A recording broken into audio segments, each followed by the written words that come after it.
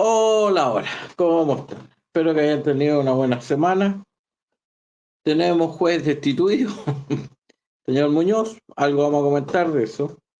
Y vamos a hablar de varias cosas, porque esta semana ha sido muy intensa. Estas acusaciones constitucionales han movido muchas cosas. Además, aparecieron, como se acerca el 18, aparecieron algunas encuestas que parece que los chilenos. De hecho, uno de los títulos que empecé a poner en el programa fue "Y Chile despertó", como que había despertado ahora que se estaba dando cuenta de la barbaridad que habían apoyado. Pero vamos a tratar, y es lo que pretendo en esta conversación, en este programa, de comprender el fenómeno que estamos viviendo desde otra perspectiva. Ahora, por supuesto, es una opinión, y como tal puede ser correcta o incorrecta, y vamos a partir por lo mismo de lo que pasó al principio de la semana, que se rechaza la acusación constitucional contra doña Carolina Toá, ¿no es cierto? Lo que armó los factores que hicieron caer la acusación constitucional de republicanos contra Carolina Toá. Bajemos un poquito ahí la parte debajo de la foto, ahí nomás, pues. Con la abstención de la bancada de demócratas y amarillos y el voto en contra de dos diputados de Bópolis, sobre eso vamos a hablar, republicanos no consiguió los votos necesarios para aprobar la acusación constitucional contra la ministra Carolina Toá, a quien criticaban su gestión en seguridad y migración. El partido de Kast sufrió problemas en la tramitación como sorpresiva declaración de la comisión revisora del ex general director de Carabineros, Ricardo Yáñez, en favor de la ministra. Eso es lo que nos informa ex ante. Y después, por supuesto, recordarán ustedes, hubo una serie de ataques y acusaciones, y me voy a focalizar un poquito, los voy a usar en dos personas, que es Francisco Undurraga y un señor Guzmán, y vamos a comentar un poquito eso. Fíjese lo que dice aquí, APRA Araucanía. Los dos diputados de Bópoli, Undurraga de Las Condes y Guzmán de Maulén, votaron junto a la izquierda en contra de la acusación constitucional a la ministra Toá. Bueno, eso fue de lo más educadito que encontré, porque en X se pasaron, creo yo, tres pueblos. No por disentir, porque yo disiento con ese voto, pero primero voy a contarles una. Eh, Francisco Undurraga, yo fui compañero de colegio de él estaba un año más abajo que yo. Ahora, Francisco Undurraga no pasaba desapercibido. Ahora, ¿por qué no pasaba desapercibido? Primero porque a Francisco le faltan dos piernas, le falta un brazo completo, y el otro brazo tiene los dedos unidos y le faltan algunos dedos. Ahora, él tuvo que enfrentar, y esto les voy a contar cosas que yo vi en el colegio.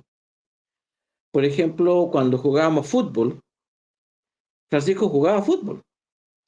¿Y qué hacía? Él era arquero y se sacaba las patas, las prótesis, y la ponía de arco. Y él era el arquero. Lo vi ser scout. Llevarse una tremenda mochila con las prótesis y con el peso de las mochilas. Yo no era scout, pero eso lo vi. Entonces, ¿qué les quiero decir? Podemos disentir del voto que hizo Francisco. Disiento yo también del voto, no estoy de acuerdo y voy a explicar por qué. Será muchas cosas, menos cobarde. Se los digo, el salir adelante con esas deficiencias, además que los padres nunca lo metieron a un colegio especial, lo metieron a un colegio normal. Éramos compañeros en el famoso San Ignacio del Bosque, que yo estuve algunos años. Y como les digo, estaba un año más abajo de yo. ¿Y qué es lo que pasó ahí, digamos? Y que una persona que ha pasado todo eso, que ha salido adelante, porque él después se casó, hizo familia, llegó a ser diputado, etcétera, él realmente es una persona que la ha peleado. Independiente que yo concuerdo, no concuerdo nada con su voto, pero de hecho me lo topé algunos días, lo saludé y ningún problema. Y el señor Guzmán no lo conozco. Pero lo que yo quiero hablar ahora, y a esto la voy a dedicar un ratito, es que, ¿qué está pasando en nuestro país? ¿Por qué está pasando? Y yo creo que lo que pasa es que la gente está desconectada del momento histórico que está viviendo Chile. Yo creo, voy a dar mi visión, no han captado lo que está pasando en Chile. Y eso, por eso, el título del programa, ¿qué nos está pasando? Miren, en los países, y en Chile más o menos, voy a tomar una frase de mi abuelo, en Chile cada 40, 50 años queda la grande. No era la palabra que usaba mi abuelo, pero vamos a usar la grande, ¿no? Yo no sé si es por razones astrológicas, se acumula rabia en la sociedad, ciclos históricos, etcétera, pero es así. En Chile cada 40 o 50 años nos aparece una generación, y en eso quiero enfocarme, una generación que es una generación que se rebela contra los padres, o los enfrenta, o plantea que va a hacer lo mejor que la generación anterior. Yo pertenezco a la generación de los 80, o sea, yo ahí egresé del colegio, por ejemplo, es cuando mi generación y entro a la universidad, 80, 81, por ahí. Pero la generación anterior a la mía, la generación de los 60, fue una de esas generaciones revolucionarias, que trató de cambiar al mundo y enfrentó a sus padres. Hablaban de los viejos tales por cuales, que eran las mismas cuestiones, viejos fachos, las mismas cuestiones que incluso he tenido que escuchar yo, se imaginarán muchas veces. Y después, entonces tenemos ahora, porque pasaron desde los 60, y tenemos ahora esta generación actual, la del 2020, que es anterior, digamos, porque nació en los 80, 20 años, 2000 por ahí, y que ahora está en el poder y que es la generación que viene a hacer lo mismo. Viene a cambiar el mundo, según ellos. Ellos tienen las fórmulas de la felicidad. Ahora, estas generaciones, si uno las mira, que aparecen en Chile cada 40 o 50 años, hasta tienen ciertas características que se van repitiendo. Por ejemplo, esto les va a llamar la atención, la barba. Usan barba. La generación de los 60 usaba una barba así, greñuda, así tipo Fidel, que también usaba barba, como el Che Guevara que usaba barba, y todos los revolucionarios, una característica era la barba. Ahora, y la generación actual usa una barbita, muy ordenadita, etcétera, pero ahora, ¿por qué la barba? ¿Por qué se exacerba? Siempre ha habido gente con barba, pero aumentan en estos periodos.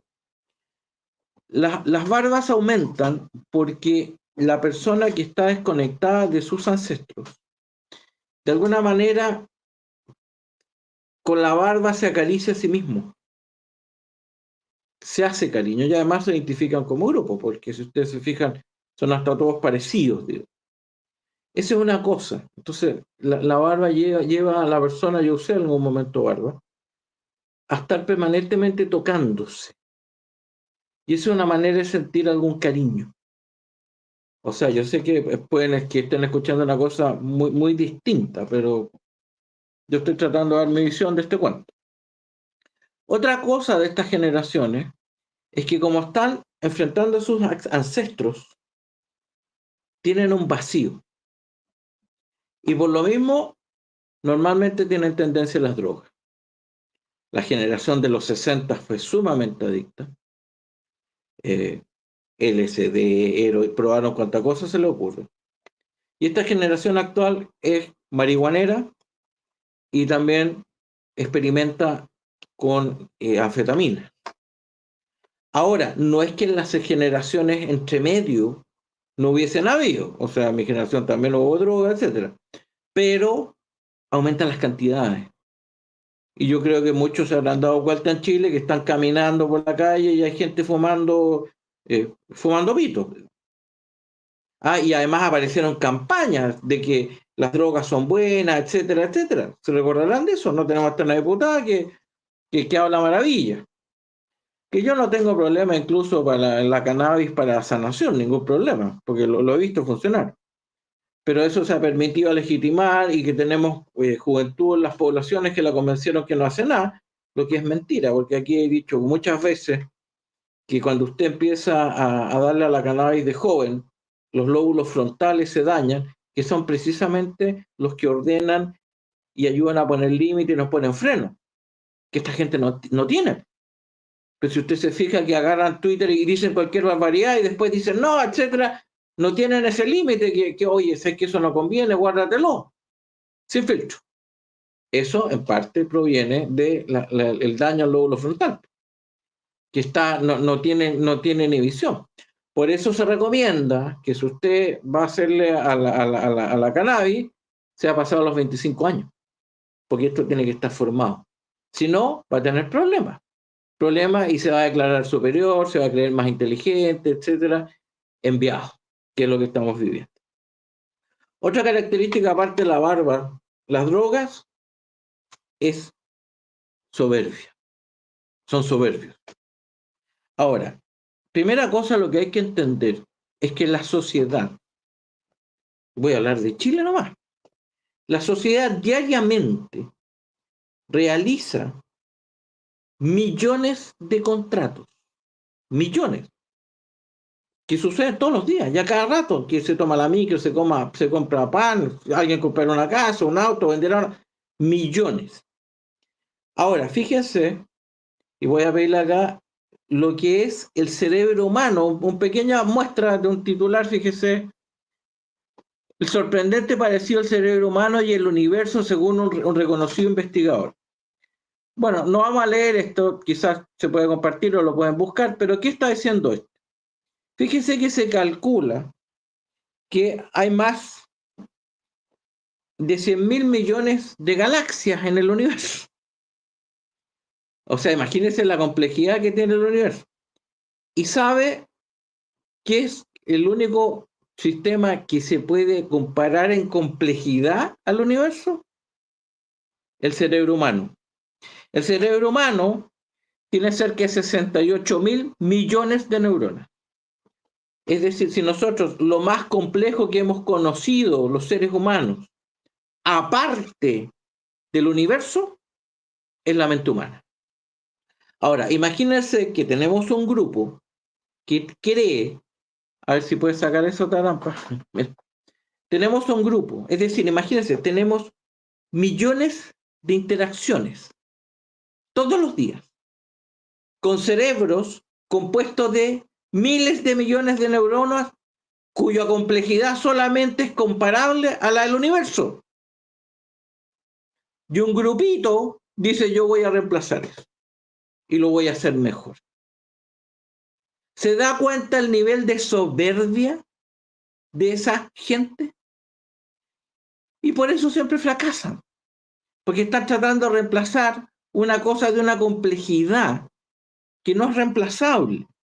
Por eso siempre fallan, por eso siempre fracasan, por eso siempre les empieza a quedar la grande.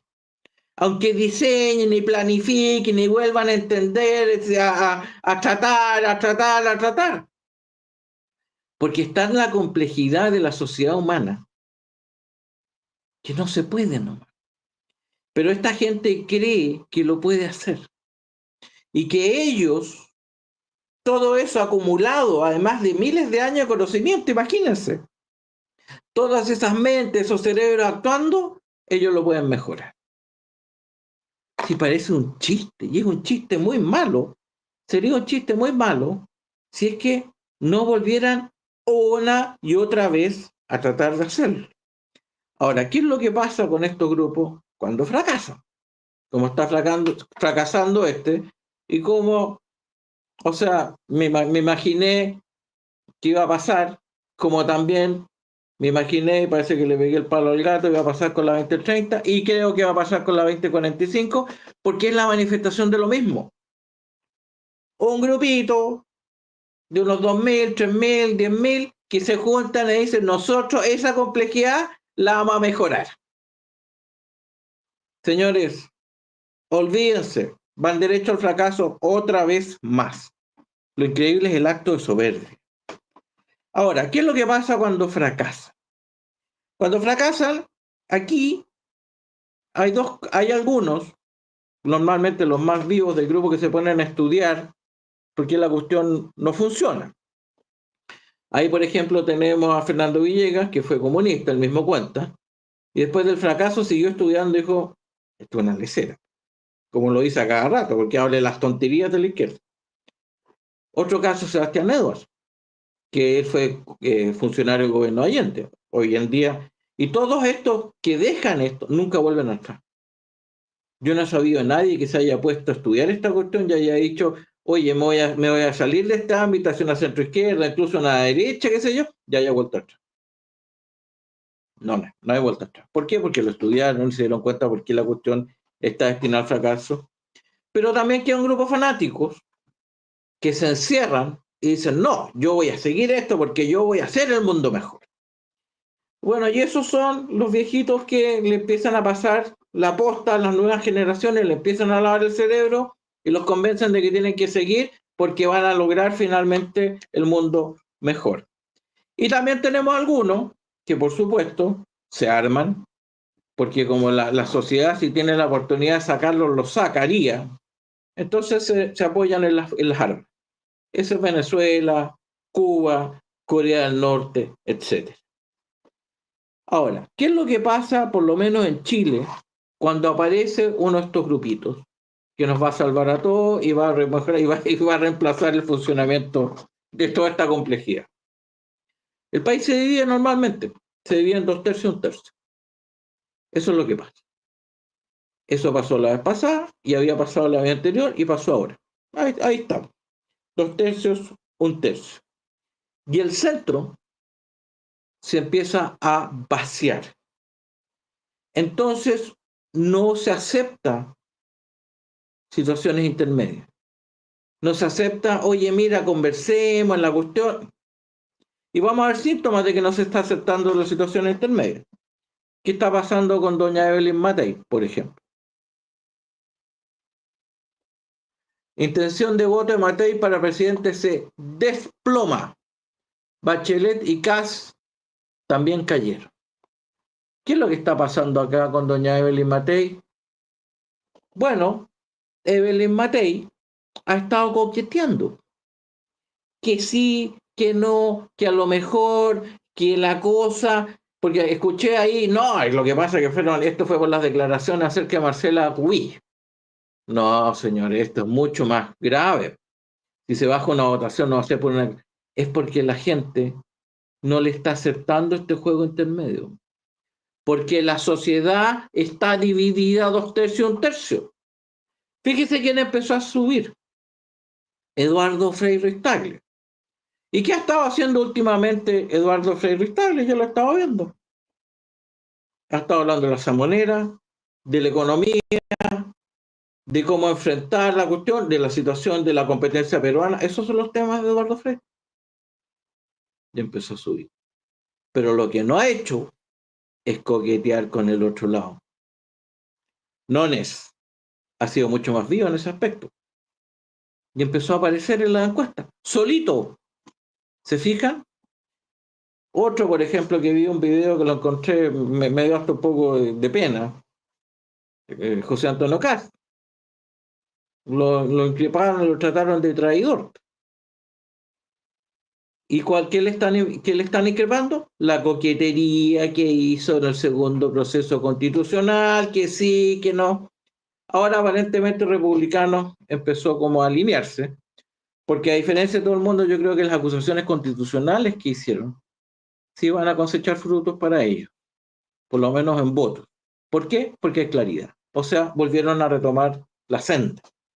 Pero yo creo que es muy difícil el trabajo que va a tener que hacer José Antonio Cast, porque ya se instaló y se lo han gritado en la calle, traicionó a los 2/3, porque trató ahí de jugar, etcétera. ¿Se fijan? Entonces, cuando pasa esto, cuando aparece este grupo en el país, no hay vacilaciones. Entonces, Y aquí venimos los ataques, y eso yo creo que es el proceso histórico que no entendió don Francisco Undurraga, que no entendió el señor Guzmán y no entendieron varios más. El país no está en un momento de medias tintas. Entonces, cuando usted hace eso, lo van a mandar a la punta del cerro como tuvieron que comérsela. Y eso es lo que pasa, porque eso está documentado. Cuando se producen estos procesos, los primeros que mueren son los pacíficos, son los primeros que mueren.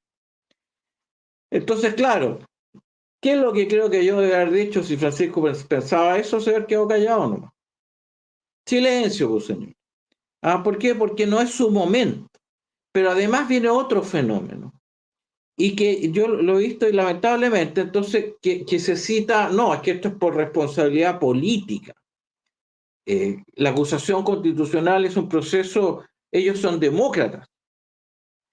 Me van a disculpar, pero la acusación constitucional precisamente es para evitar el abuso de poder en el caso de abusos de derechos humanos, de incorrecciones políticas y para establecer los equilibrios que un poder controla a otro. Esa es la acusación constitucional.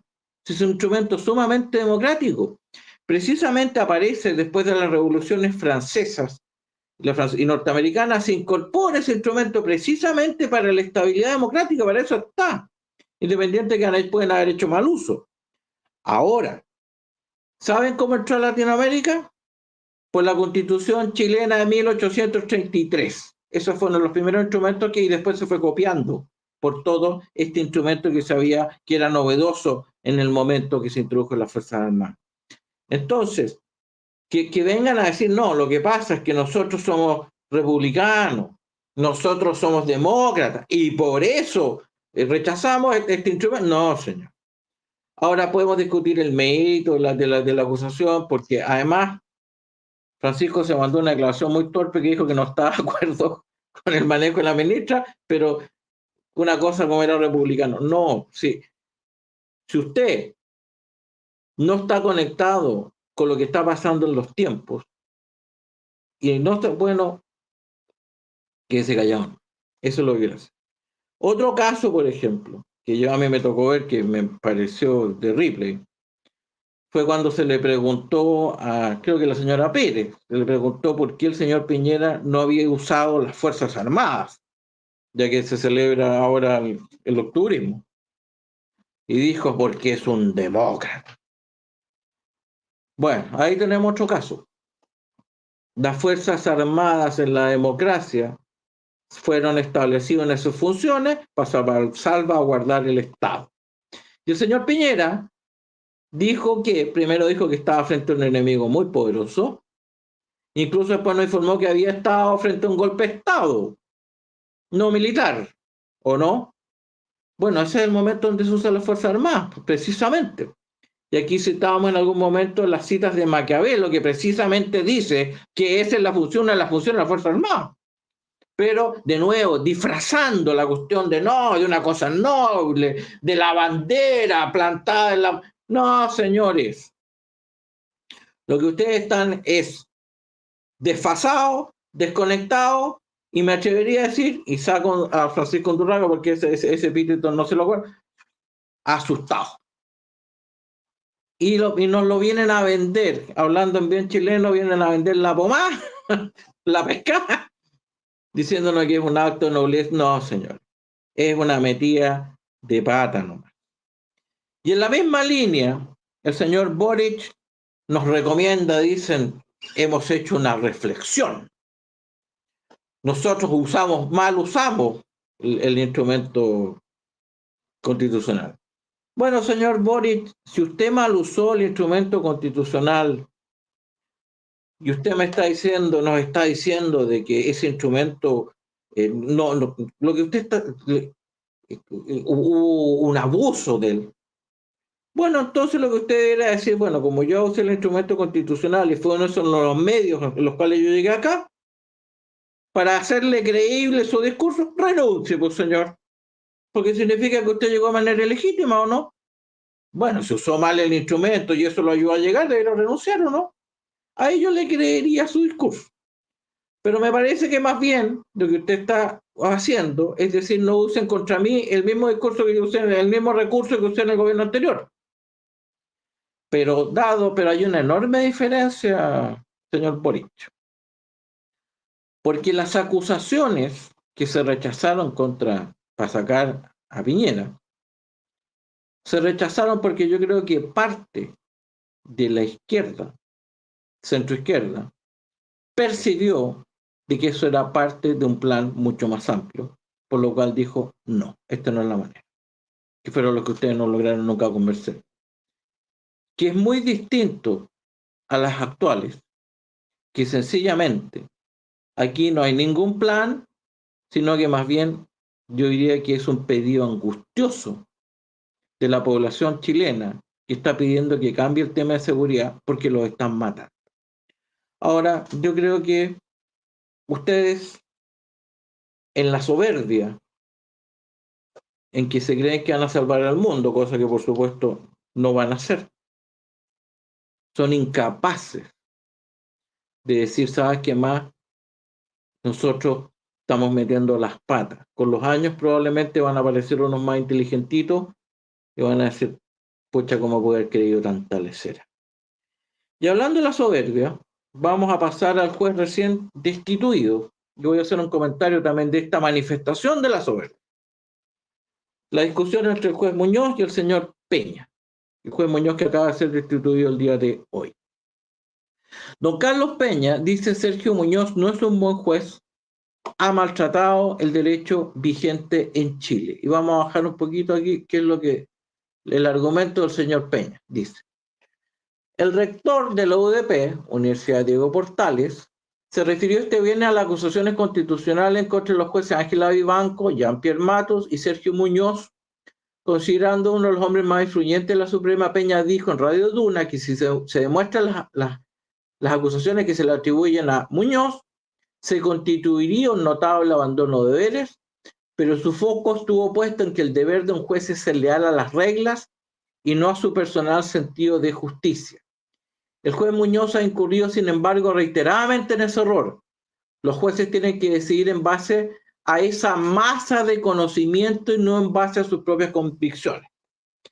¿Qué respondió el señor Muñoz? Vamos a hacer la misma ex ante, que hace buenos resúmenes. No, que cambies la imagen, ahora porque ahí viene la respuesta de Muñoz. Confidencial, extraña y dudosa respuesta del juez Sergio Muñoz a Carlos Peña. Vamos a bajar un poquito. ¿Qué dijo acá? Ahí la parte. Él en muchas ocasiones ha tergiversado fallos, le está respondiendo a Peña, y yo le he tenido que decir que no tiene una correcta interpretación de la sentencia. Indicó este fin de semana el juez Sergio Muñoz respecto al rector Carlos Peña. Cercanos a Peña señalan que recibió con sorpresa los dichos del magistrado, ya que nunca han intercambiado correo electrónico hablado sobre fallos, ya sea en una calidad de abogado o rector. Es más, Peña no lo conoce y nunca ha conversado con él de este u otro tema. Es decir, le dijo, señor, usted está mintiendo, pues eso es lo que le dijo. Bueno, ¿qué es lo que yo quiero apuntar acá? Y en esto lo voy a hacer. ¿Por qué me interesa mucho este tema? Porque el Estado, y te voy a pedir Tara que saques eso, el Estado está lleno de abogados. Es bien interesante leer los análisis del señor Garín, en su libro, el último, el patio, algo así, el libro El patio del patio de la Chile, y como muchos de los abogados se han ido insertando en el Estado. Por lo cual, los abogados no son cualquier personaje menor dentro del Estado. Ahora, yo debo decir que creo que algo he ido estudiando con los años, que los abogados en general saben de leyes, pero no saben derecho, en general. Y voy a poner un ejemplo, nomás que un ejemplo muy, muy debatible. Si usted le pregunta, o sea, no debatible, pero si usted le pregunta a un abogado qué es el derecho de propiedad, le va a citar un artículo del Código Civil, le va a dar un concepto y probablemente le va a explicar cómo se transmite la propiedad. Se transmite así, así, compra-venta, cosas que todos hacemos diariamente, desde la compra-venta del pan hasta la compra-venta de, bueno, no diariamente, pero de un auto o lo que sea, o una casa. Pero si usted le pregunta a un abogado ¿Por qué existe el derecho de propiedad? Yo le aseguro, y a nivel mundial, que el 99,9% de los abogados no tienen la menor idea. Y como no tienen la menor idea, creen cambiarlo. Creen que no va a pasar nada en la sociedad. Pero pasa. Porque para ver lo que va a pasar y tratar de dimensionar, hay que entender por qué se establecieron esos derechos hace miles de años. Fíjese que el derecho de propiedad, no ha habido cultura en la humanidad donde no se haya dado en algún grado. No existe. Y esta gente dice, de nuevo, la soberbia, lo vamos a eliminar. O sea, imagínense, miles de años, miles de millones de neuronas, de gente intercambiando, etcétera. Y dicen, no, mira, el señor Rousseau por ahí dijo que esta era la raíz del problema, va a cambiar todo y así va a funcionar mejor. No funciona mejor. ¿Por qué? Porque, y por eso, ¿qué hace Peña? Le dice, usted tiene que ceñirse al volumen enorme de doctrina y tradición acumulada.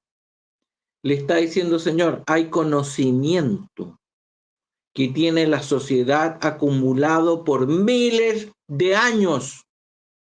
Porque esto viene desde la Roma, de la ley de las 12 tablas, estamos hablando del siglo VII antes de Cristo, de ahí viene desarrollándose esta cuestión. ¿Y usted cree que puede llegar y decir, no, ¿sabe qué más? Estas leyes las vamos a cambiar así nomás, y vamos a cambiar estas cuestiones acá y no va a pasar nada?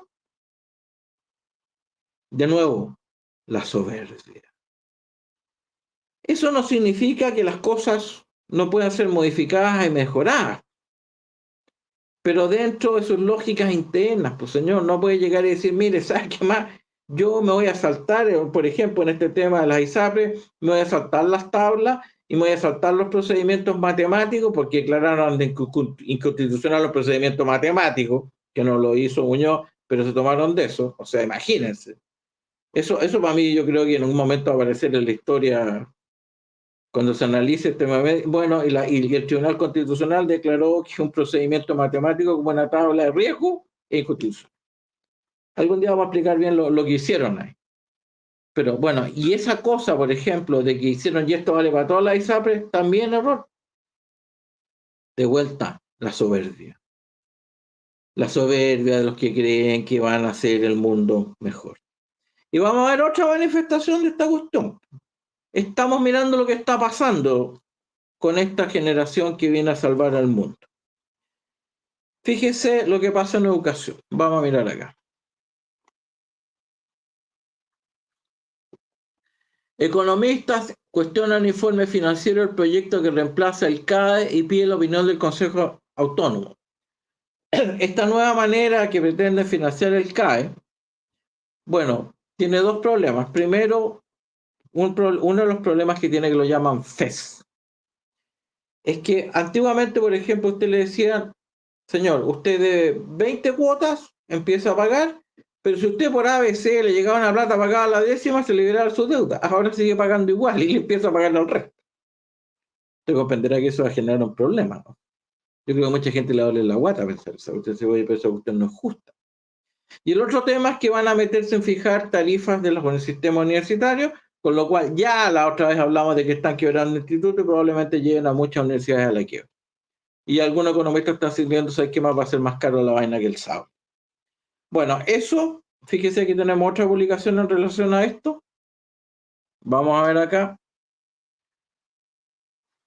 Ex ministro Raúl Figueroa, al fin del CAE, se podría generar un déficit a raíz de esto, de 1.300 millones en el sistema de educación superior.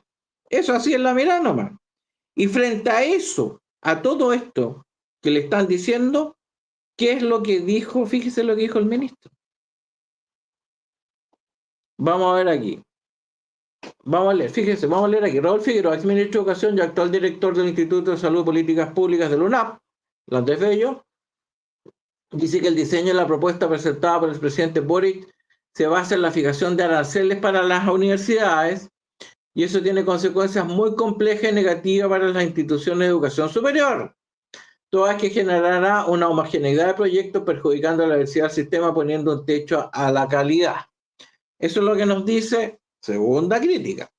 Veamos qué nos dice el encargado de esta reforma, que nos dice, creo que el ministro. Vamos a ver la siguiente lámina. No, esta es la siguiente. Ministro de Educación y crítica a proyecto que pone fin al CAE.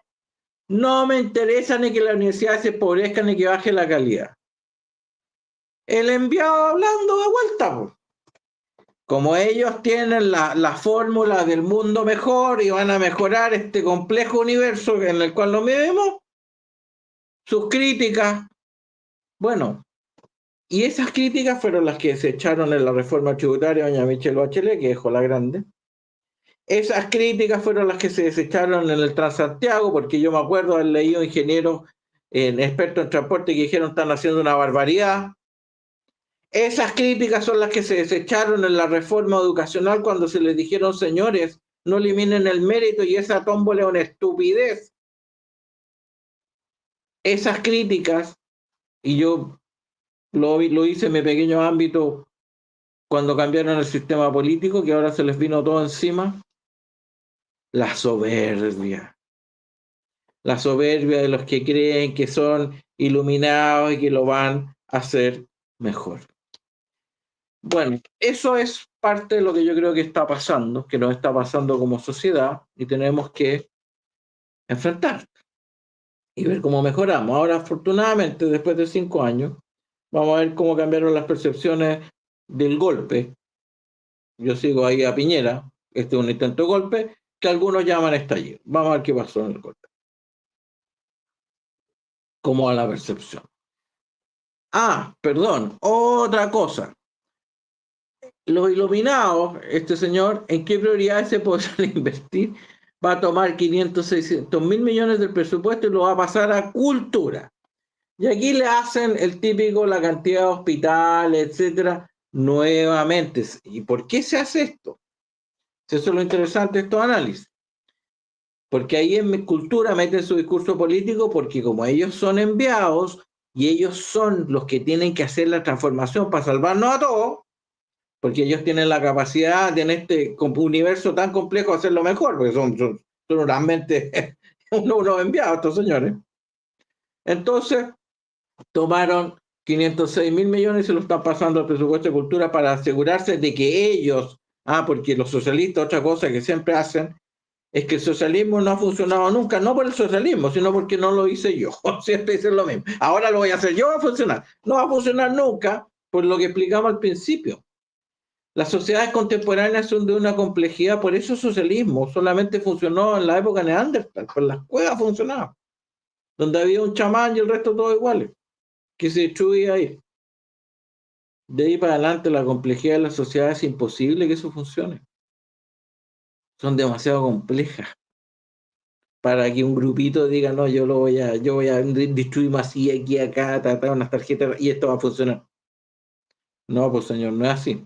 Y de hecho, fíjese que ya después voy a dedicar un comentario aparte de eso, pero esto de que hay que estar rindiendo si le hicieron más de 100 depósitos o tantos depósitos en el mes, ya hay gente que empezó inmediatamente a exigir pago en plata y dejó de eliminar las tarjetitas y sacaron las cuentas RUT.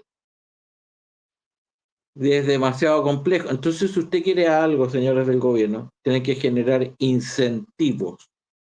No poner reglas abstractas como se le ocurre en la cabecita y pensar que todo el mundo le va a hacer caso. No, la gente va a empezar a buscarse el mecanismo y si no, por último, van a entrar a hacer trueque. Pero con la confianza que hay con ustedes, que han demostrado que no se la merecen ni por si acaso, bueno, por supuesto que se va a buscar medidas alternativas. Y hagan las reglas que hagan, no va a funcionar. Por eso no funciona la 2030, por eso no va a funcionar la 2045 y por eso no va a funcionar su sociedad libre y todas estas cosas. Porque no ponen los incentivos en los lugares correctos, arman un mundo de fantasía en su cabecita. Vamos a ver qué pasó con el estallido. Frustración y rabia predominan los sentimientos de los chilenos al recordar el estallido del año 2019.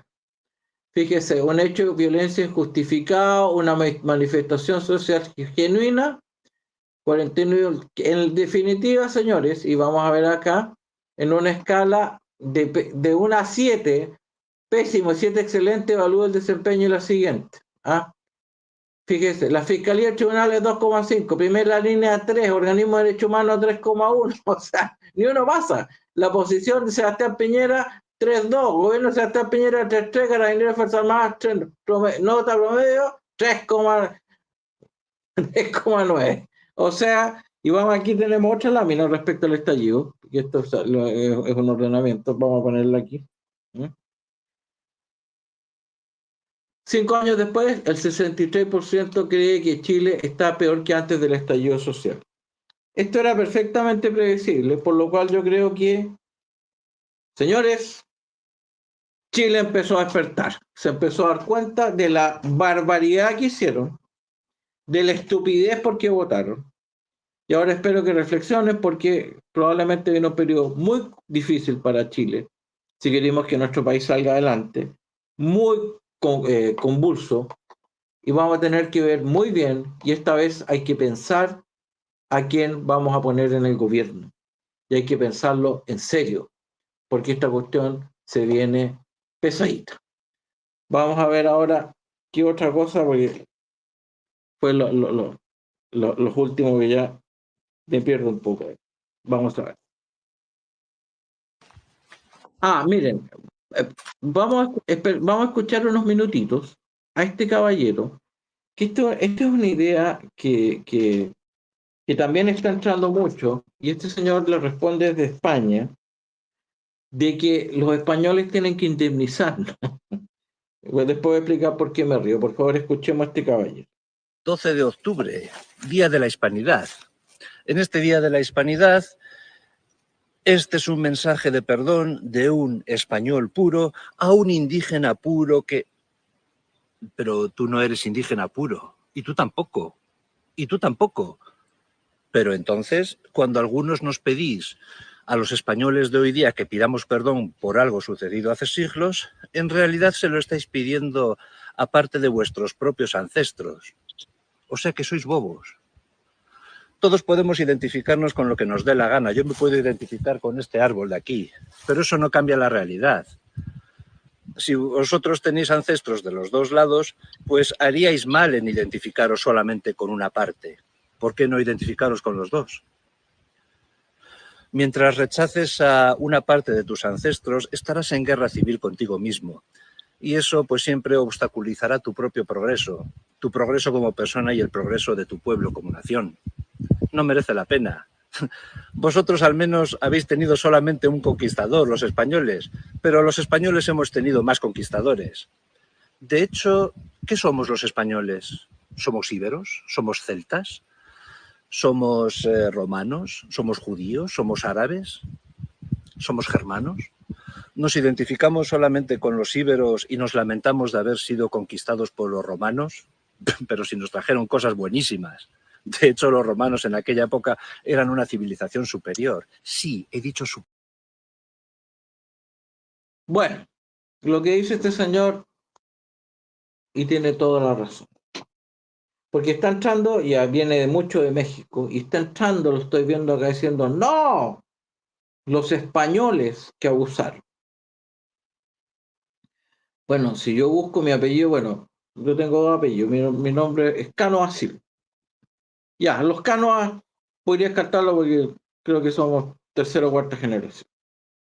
Pero los Silva, creo que el primer Silva llegó con Pedro Valdivia, o sea, llevan acá, y en mi caso, que probablemente debo tener por algún lado algún ancestro sangre mapuche o no sé, pues huilicha, aymara, no tengo idea, debo tener, porque todos tenemos.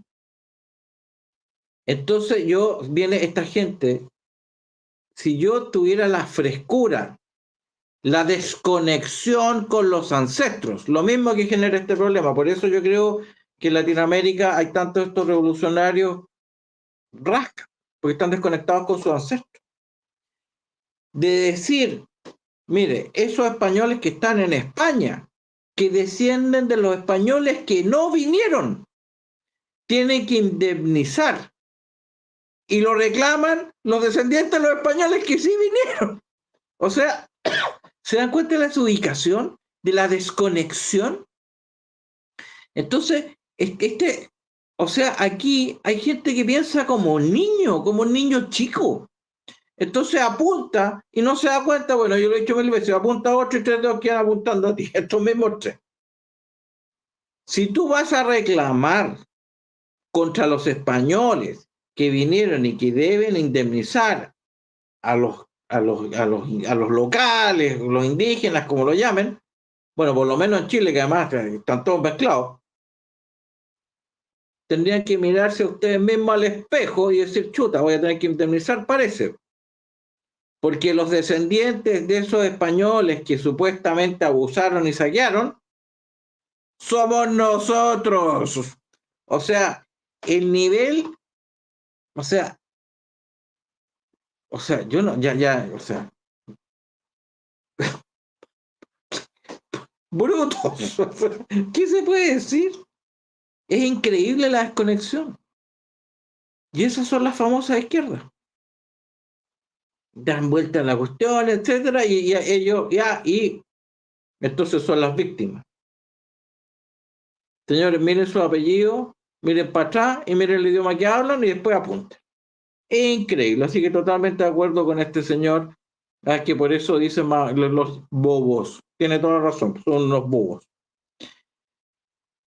El señor Donald Trump le preguntaron sobre las drogas y qué hacer. Fíjese lo que dice, lo que cuenta Donald Trump. Only countries that solve their drug problem. China, I went to President Xi, I said, so, first time I met him, I said, do you have a drug problem? No. 1.4 billion people.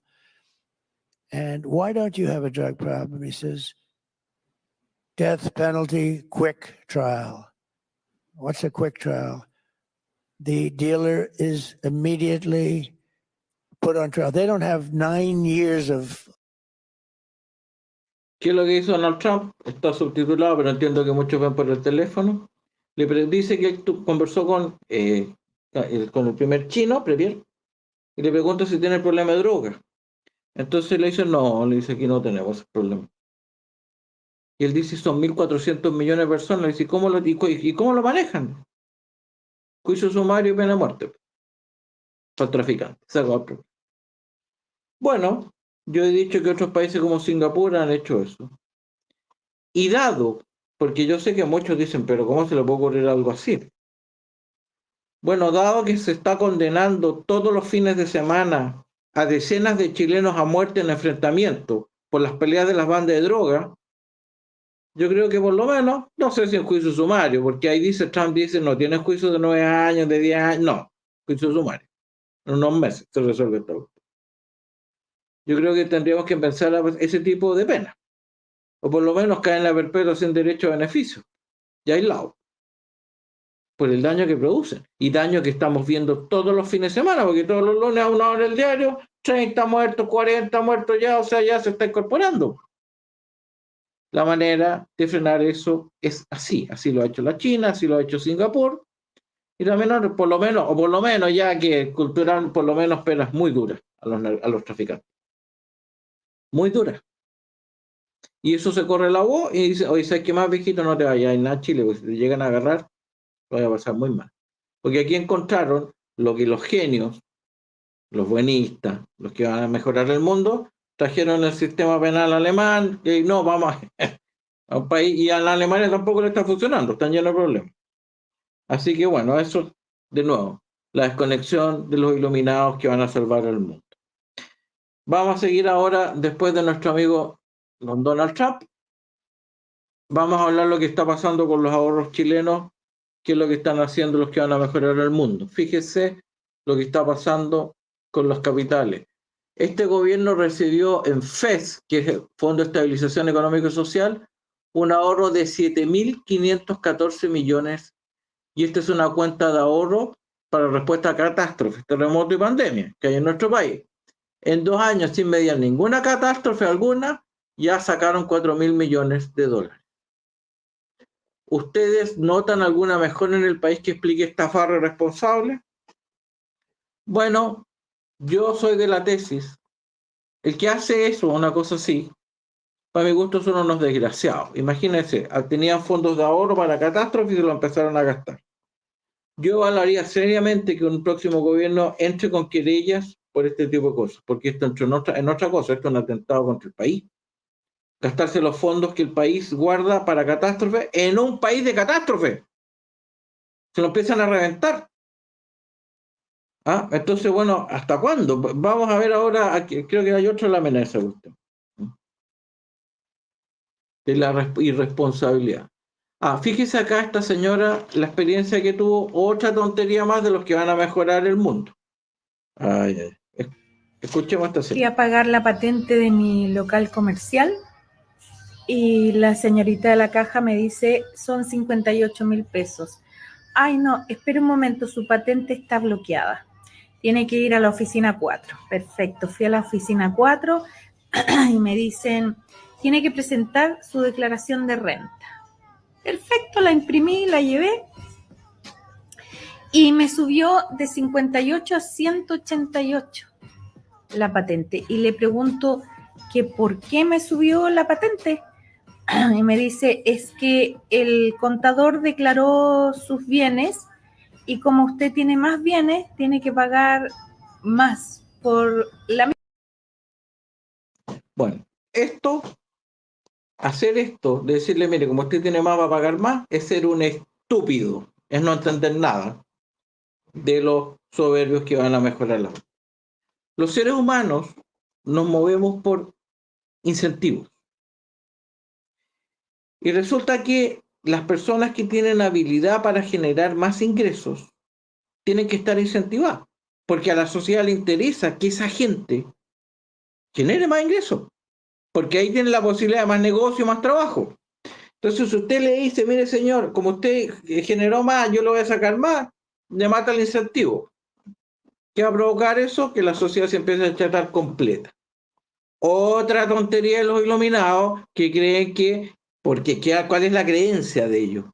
Es que si ese dinero no los pasan a nosotros, lo vamos a hacer mejor. Lo estamos viendo lo mejor que lo están viendo. Miremos los hospitales cómo lo están haciendo mejor. Agosto, el 43% de los principales hospitales del país ya habían gastado más del 80% del presupuesto de 2024. Esto muestra más una de las fallas de gestión de nuestro sistema estatal, vamos a leer eso, plan estatal de salud, que no es capaz de controlar adecuadamente los recursos con que cueste, lo que es más grave, que es incapaz de entregar una atención oportuna a sus afiliados, lo que se traduce en listas de espera, la suspensión de servicios por falta de recursos. No habrá más que profundizar sobre este problema. Es decir, los incapaces e ignorantes cobran más para hacer puras leceras. Eso es un hecho, un número. El número habla por sí solo. Señores iluminados, les queda grande y siempre les ha quedado grande a los revolucionarios. Por eso es que terminan sacándolo. Siempre. Se demorarán, pero al final lo sacan a todos porque dejan la grande. Porque no dejan que la gente haga las cosas ella. Así que vamos a cerrar con una carta antes de una señora que escribe hasta cuánto. Fíjese. Esta carta.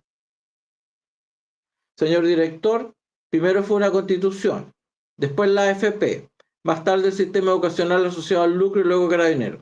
Ahora es el CAE. Todos funcionan y han sido destruidos desviando la atención sobre los verdaderos problemas, haciendo a los pobres cada vez más pobres, la educación cada vez más mala, las instituciones más débiles y el país no sale adelante. ¿Hasta cuándo? Verónica Munita Bennett, periodista. Doña Verónica, yo no sé si algún día usted le llevará este periodo. Bueno, hasta que los chilenos maduren y se den cuenta de las leceras de los iluminados por los cuales votaron. Yo creo que Chile tiene que decir, bueno, yo voté y elegí a unos incapaces. Y hay que sacarlo. Y hay que sacarlo por la votación.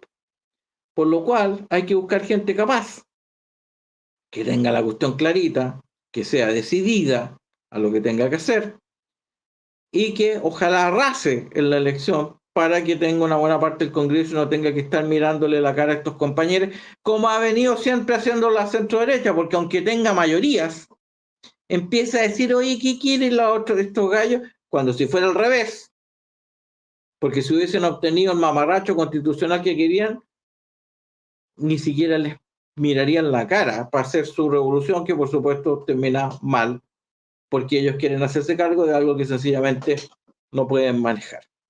Bueno, esos serían mis comentarios. Así que esta semana no sé si alguien tiene alguna pregunta, alguna intuición, alguna sensación. Don Cristian Applegreen Torres, don Pablo, la mayor soberbia cree que puedes modificar la naturaleza humana. Efectivamente, y por eso hablan del hombre nuevo, que ellos van a ser un hombre nuevo. Don Cristian, porque resulta que cuando se dieron cuenta que no iba a funcionar, entonces, y como el problema aparte era la naturaleza humana, porque la naturaleza humana lleva a que nosotros, usted, yo, Cristian, cuando trabajemos, ¿para quién trabajamos? Trabajamos para nosotros, para nuestra familia, y si hay un superávit probablemente se haga algo de trabajo social. Bueno, eso quieren ellos cambiar, que es la naturaleza humana, por lo menos en este momento de estadio evolutivo. Entonces, totalmente de acuerdo, esa es la mayor soberbia, o una de las tantas. Así que sí, don Cristian, totalmente de acuerdo. A ver, don Giancarlo Pochini, cada país tiene el gobierno que se merece, y gracias a la derecha blanda y cobarde tenemos estas lacras. Totalmente de acuerdo, don Giancarlo. Y ahora están siendo sancionadas y están recibiendo estas blanduras, les están saltando en la cara. Y me parece bien. No es momento de blandura. Es momento ahora de decisiones claras y definidas y de gente que sea capaz de llevar este proceso adelante. Y yo creo que la población no los está viendo, no los ve. Entonces, por eso también está inclinándose a candidatos como Joan Scaise, que empezaron a crecer. Precisamente porque, bueno, ahí estoy viendo una alternativa. Así que por ahí vamos, don Giancarlo. Así es. Vamos a ver si hay alguna otra pregunta. Maltar. Lo que quieren hacer es matar la educación privada para hacerlo 100% pública, y una vez hecho eso, adoctrinamiento comunista total. Puede ser, don Maltar, que yo creo que tienen como un área más bien mixta, pero el problema de destruir de la educación es que en un mundo que es cada vez más complejo y que requerimos gente más educada, en el fondo lo que se está buscando acá es generar manipulación y subirse ellos, los enviados, los iluminados, y ellos controlar. Controlar lo que es incontrolable. Pero bueno, la otra es hacerse la Fuerza Armada, que por eso está para controlar a la fuerza, para que no haya rebelión, como ha pasado tantas veces en estos regímenes que afortunadamente, como las proporciones de gente que se opone a los procesos revolucionarios en Chile alcanzan 2/3, es muy difícil hacer un proceso revolucionario con 2/3 en contra. Por lo menos en una democracia yo diría que es imposible, o la gente se empieza a rebelar de distinta manera. Así que bueno, por ahí nos vamos, don Maltar. Vamos a ver, don Maltar. Gavito, buenas tardes, don Pablo. Tengo el presentimiento de que unos 2 o 3 años más el gobierno de turno verá que hay una inmensa deuda por FES y este gobierno ya no estará para asumir el costo. Efectivamente, por lo cual, don Renzo, concuerdo plenamente, espero que rechacen esa tontería y me da más bien la idea de que es una 20 más, otra más, para decirle a su barra brava, ven que presente el proyecto y la cuestión, un proyecto que no tiene ningún futuro. Así que vamos a ir viendo. Ya estamos acercándonos al final, no sé si habrá más preguntas, supongo que habrá más, pero don Cristian Medina, los que tenían beneficios del Estado y ahora ganan sueldo mínimo, perdieron los subsidios, jeje, porque salieron de la pobreza. Ay, qué horror, don Cristian. Bueno, pero la gente tiene, así lamentablemente los seres humanos tenemos que a veces vivir estas experiencias para aprender que nuestro país, que pintaron como el infierno, era un país decente. Y que sobre todo, porque aquí la cantidad de mentiras que se dijeron, voy a citar algunas. No es verdad que las AFP financien préstamos de cuestiones, qué sé yo, para los grupos económicos. Mentira. No es verdad que somos el único país con agua privada del mundo. Mentira. No es verdad que somos el país más desigual del mundo. Mentira, ni siquiera somos el más desigual de Latinoamérica. No es verdad que somos el único que tiene ese porcentaje de concentración de riqueza. Mentira, somos la medianía en la tabla de la OCDE. De hecho, Estados Unidos, los países más desarrollados, tienen mucho más concentración de riqueza que nosotros. Pero dijeron un montón de mentiras que espero que los chilenos se hayan dado cuenta y vayan abriendo los ojos y dejen de creerle serie, por lo menos sean la lata de averiguar, en vez de llegar y creer todo este montón de facilidades que nos dijeron. Bueno, señores, son las 8. Hemos estado, espero que se hayan entretenido. Estas son opiniones que son solo responsabilidad de quien las emite. Así que bueno, que tengan buena semana y vamos a ver qué nos depara esta semana, que no me extrañaría que aparecieran con cuantos domingos 7 que lo hacen a cada rato estos caballeros. Que estén muy, muy bien y que tengan una muy buena semana. Y nos vemos la próxima, si Dios quiere.